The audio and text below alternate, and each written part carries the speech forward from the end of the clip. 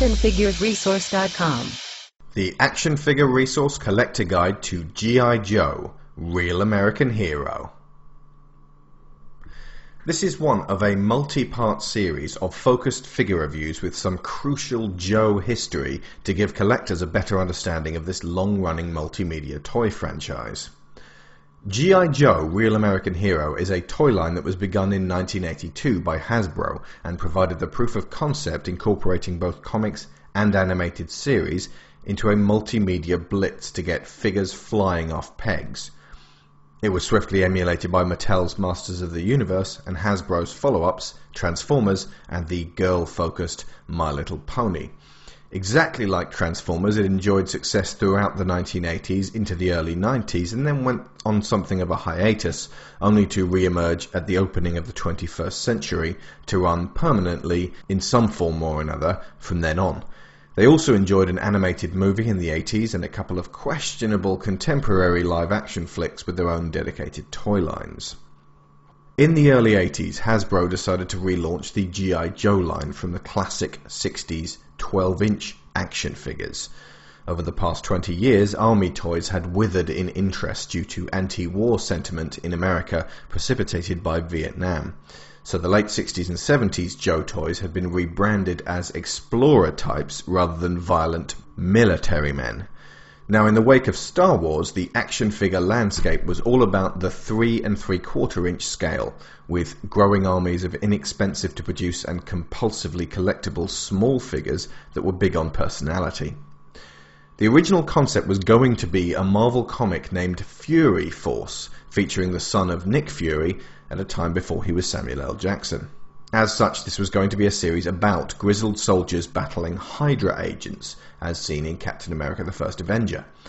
Archie Goodwin got involved and Hydra became Cobra, Fury Force became G.I. Joe, and everything else was strung together by comic writer Larry Hama, who had served as an explosives expert during the Vietnam War and thus made use of his military background. Every character got a file card and their own established personality, mostly written by Hama. The cartoon began as a miniseries in 1983, which quickly became a very successful ongoing show, designed, as with Transformers, to sell the figures and vehicles by featuring and clearly naming them in exciting situations every week. Yo, Joe! Fight for freedom wherever there's trouble. G.I. Joe is there. G.I. Joe, American hero. G.I. Joe is there. It's G.I. Joe against Cobra, the enemy, fighting to save the day. He never gives up. He's always there, fighting for freedom over land and air. G.I. Joe, American hero. G.I. Joe is there. G.I. Joe is the code name for America's daring, highly trained Special Mission Force. Its purpose? To defend human freedom against Cobra, a ruthless terrorist organization determined to rule the world. He never gives up. He'll stay till the fight's won. G.I. Joe will dare. G.I. Joe, G.I. Joe. So what we have here is an assortment of Real American Heroes picked up from eBay from one seller apparently offloading their collection, and I'm going to review each in turn. First up is Storm Shadow version 1 from 1984 series 3. Right out of the gate we have a figure type that makes a mockery of the Star Wars model that emerged less than 6 years earlier. Since the original 64 Joe was all about articulation, that's what this tiny guy has in spades. Hinged knees and elbows and a swivel-jointed head help with the base-level movement, but the real dynamism comes from the dumbbell joint at the pelvis, which allows for massive degrees of flexibility for the legs, both forward and backward, as with the joint cut, but also side to side, allowing for many different and natural positions. This particular figure is in fairly scruffy condition. His Cobra emblem has been rubbed off, and his right arm is very loose at the shoulder. There is also rust at the screws in his legs, a sure sign of a Joe who has been through the wars.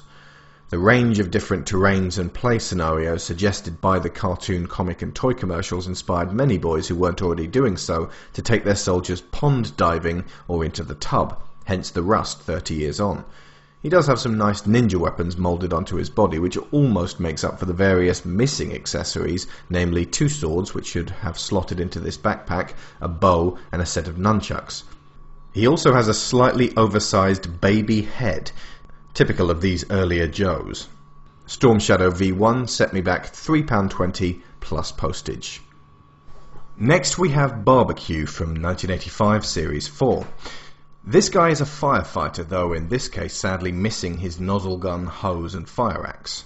One of the new developments for this 4th series was a ball-jointed neck, allowing for far more expressive head movement, as the figure could now look up and down as well as side to side. Like all Joes, Barbecue has ball-jointed shoulders, allowing the arms to extend out to the sides, again trouncing the original Star Wars line, which was just finishing at this point, after Return of the Jedi. As well as this, all Joes after Series 1 had swivel joints at the bicep which allowed the lower arm to be turned, and thus a raft of new poses and weapons and vehicle interaction. Very loose knee joints once again indicate a figure who has been ferociously played with. I'm surprised at how light the plastic feels by modern standards. Barbecue here weighs only 23 grams, with his backpack on, which is comparable with the Star Wars line, but relative to 66 grams from 2012's similarly scaled Michelangelo.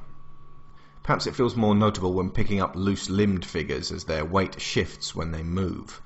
Barbecue weighed in at £1.04 plus postage, and thus strongly indicative that serious collectors can build a fairly sizable army for a very reasonable price, if they shop around and bid smart. Next is Law and Order from 1987 Series 6. It was fairly common to see Joes sculpted after real-life people, and this guy was modelled on Hasbro employee Kirk Bozigian, one of the driving forces behind Joe's re-emergence in 1982. Now, if you want to split dog hairs here, this is just Law.